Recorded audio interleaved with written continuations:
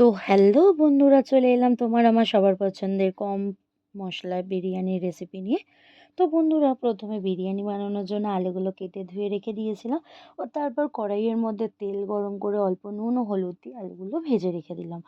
এরপর বেরেস্তা বানানোর জন্য মিডিয়াম সাইজে 5-6টা পেঁয়াজ কেটে রেখে দিয়েছিলাম। এরপর কড়াইয়ের মধ্যে পেঁয়াজ কুচিগুলো দিয়ে ভালো করে ভেজে বেরেস্তা বানিয়ে ঠান্ডা করতে রেখে দিলাম। এরপর বিরিয়ানির চিকেন তৈরির জন্য লঙ্কা গুঁড়ো, হলুদ গুঁড়ো, গোলমরিচ ও ধনে গুঁড়ো রেডি করে রাখলাম। তারপর চিকেনের পিসগুলো ভালো করে ধুয়ে তার মধ্যে লেবুর রস, লঙ্কা গুঁড়ো, গোলমরিচ গুঁড়ো ও অল্প পরিমাণে নুন মিশিয়ে 15-20 মিনিটের জন্য ঢাকা দিয়ে রেস্টে রেখে দিয়েছিলাম।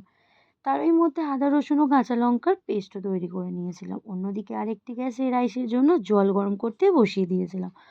এরপর জল গরম হয়ে এলে জলের মধ্যে নুন, গোটা গরম মশলা, সাদা তেল ও লেবুর রস দিয়ে আগে থেকে ভিজিয়ে রাখা চালগুলো দিয়ে হাই ফ্লেমে রেখে দিয়েছিলাম। চালটিকে প্রায় 80% মতো সেদ্ধ করে নিতে হবে। তারপরে সিদ্ধ হয়ে গেলে নামিয়ে রেখে দিয়েছিলাম। এবারে কড়াইয়ে তেল গরম করে রেস্টে রাখা চিকেনগুলো দিয়ে ভালো করে লাল লাল করে ভেজে নিয়েছিলাম মিডিয়াম ফ্লেমে। এবারে ওই তেলের মধ্যেই কয়েকটা গোটা গরম মশলা দিয়ে পেস্ট করে রাখা আদা, রসুন ও কাঁচা লঙ্কার পেস্ট দিয়ে ভালো করে কষিয়ে নিতে হবে।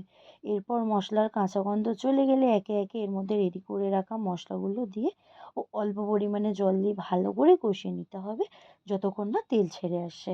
এরপর তেল ছেড়ে আসলে ভেজে রাখা চিকেনগুলো দিয়ে আবারও কষিয়ে নিতে হবে। তারপর আমাদের বিরিয়ানির চিকেন রেডি। এরই মধ্যে বিরিয়ানির দম দেওয়ার জন্য একটি ডেচকিতে ভালো করে ঘি মাখিয়ে রেখে দিয়েছিলাম।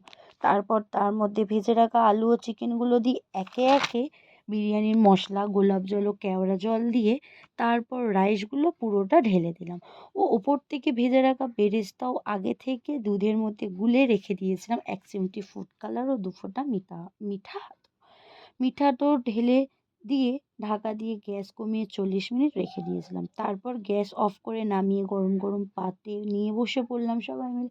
উফ! বিরিয়ানিটা সেই স্বাদ হয়েছিল। তো বন্ধুরা, আমার ভিডিওটি দেখে যদি ভালো লেগে থাকে লাইক, কমেন্ট ও সাবস্ক্রাইব করে দিও।